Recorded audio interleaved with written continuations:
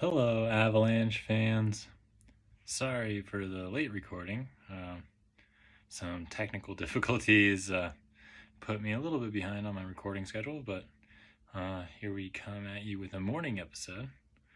Avalanche played Game 4 of their 2022-2023 hockey season yesterday against the Winnipeg Jets. And before we get to the game, a couple things did happen. There were some announcements. First off, looked like Bleed and Kaut were called up from the Colorado Eagles to join the Colorado Avalanche. The reason they were called up is because Ben Myers was sent to Loveland, and Lucas Sedlak was put on waivers. Ben Myers didn't have to clear waivers, so he just got to go straight to Loveland. Lucas Sedlak was expected to clear waivers, but didn't. Philadelphia looks like they would like to take a closer look at him. So Lucas Sedlak's time with the Colorado Avalanche was very short-lived. He is now a Flyer.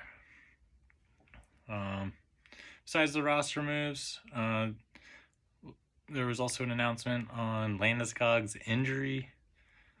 Looks like it is confirmed that Landeskog is going to be out for the next 3 months. So the Colorado Avalanche are without their captain until mid-January. The scariest thing about that is right now, we're still trying to struggle with the new guys trying to find their part on the team.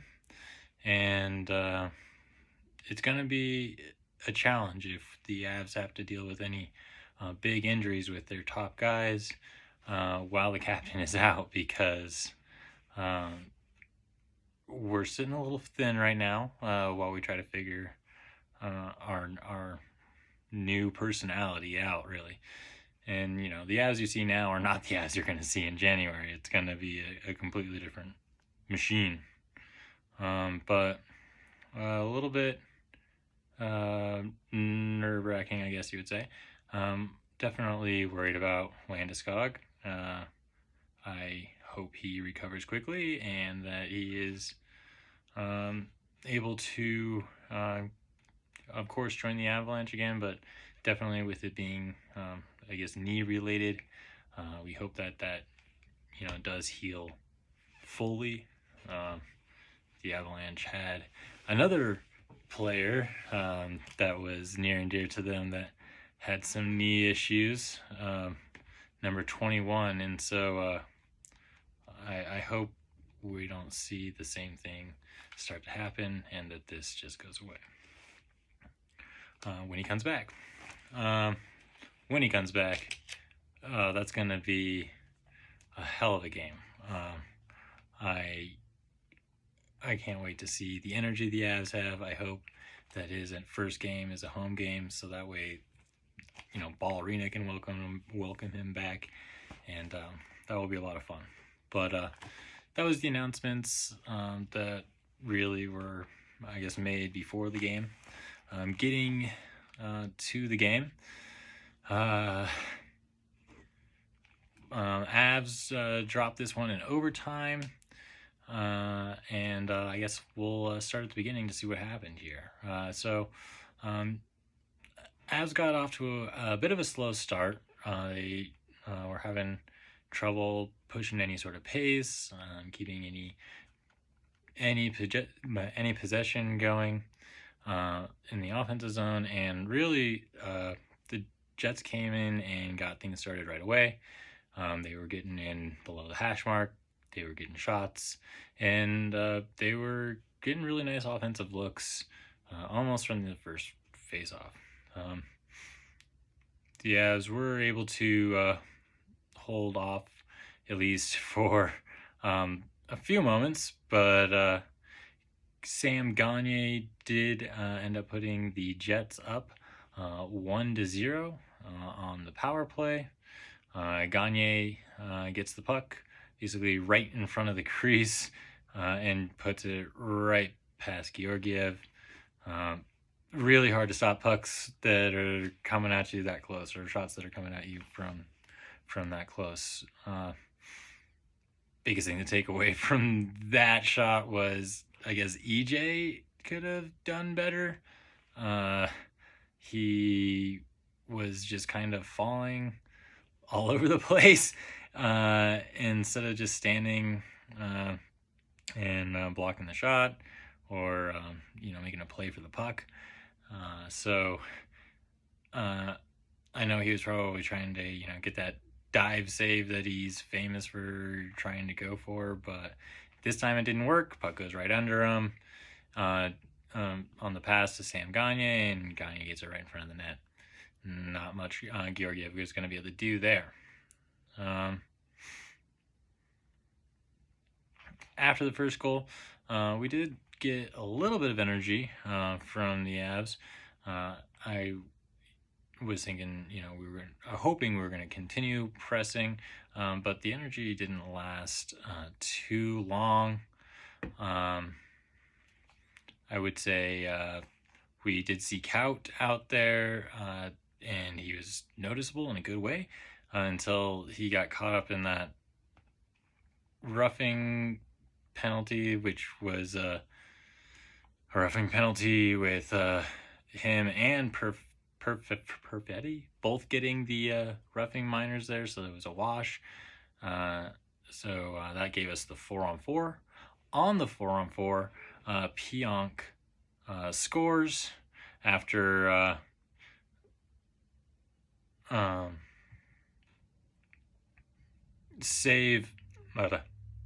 Pionk scores on the 4-on-4, and the Jets are now up 2-0.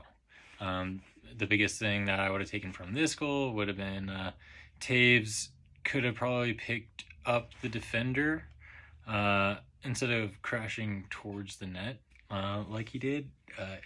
He was trying to block off the angled shot, which is, I guess, what you need to do, but he maybe left just a little bit too much room for Pionk. But ultimately, I think this is a save that you probably would have liked Georgiev to get. It was a pretty clean shot, so this one is the very first 5-on-5 goal that was scored on Georgiev so far this season, but definitely, in my opinion, one that I think that he would have liked to get back. Avs do end the period down 2-0, and finally get things cooking once they enter the second period. Mikko Rantanen was able to get the Avs on the board just 2 minutes into the second period. Rantanen is post right in front of that sweet spot, right in front of the net.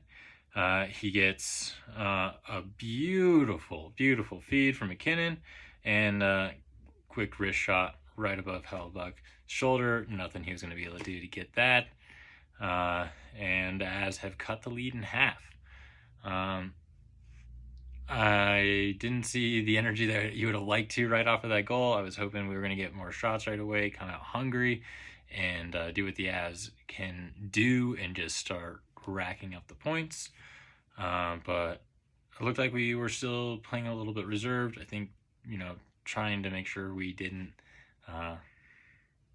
fall back into a 2-goal lead.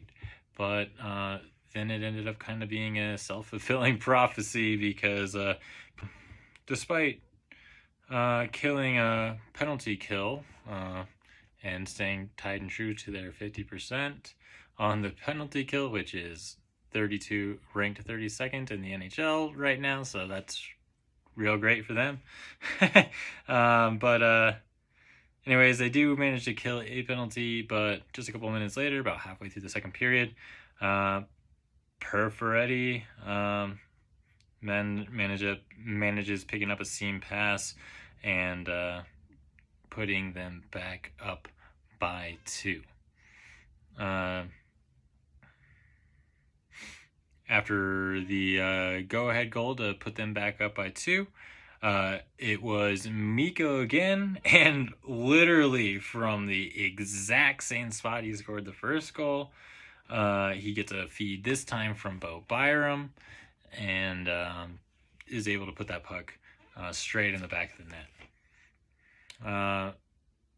Avs then finally get their first power play late in the second period.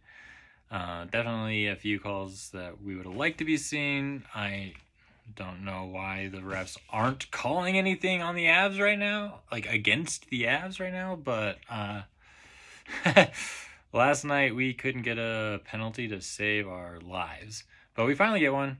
And on the power play, the Avs continue to dominate, and Nuke gets a pass from Miko this time, and is able to find the twine with a beautiful shot. And so this puts the Avs tied at 3 heading into the third period. Also puts Miko involved in all 3 points with 2 goals and an assist. So he had a very good night. Third period, nothing happened for either team. There was some alright opportunities both ways. Towards the end of the third, the Avs started to really pick up some pressure, but not enough time left in the game, and we head to overtime. Overtime is short-lived, about 30 seconds. Jets get the goal and go up 4-3. Avs only pick up the 1 point, the loser point. And I guess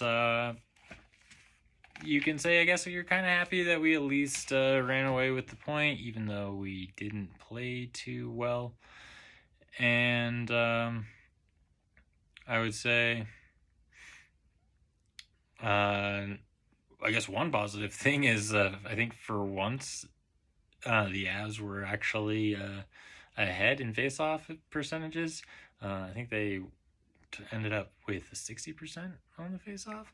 75% after the first, so they were really coming off strong in the face-off dot, which is not too typical for them, but that was, I guess, good to see. Hopefully they can maybe continue to build off of that, and we can see continued face-off dominance. That would be a new look for the Avs.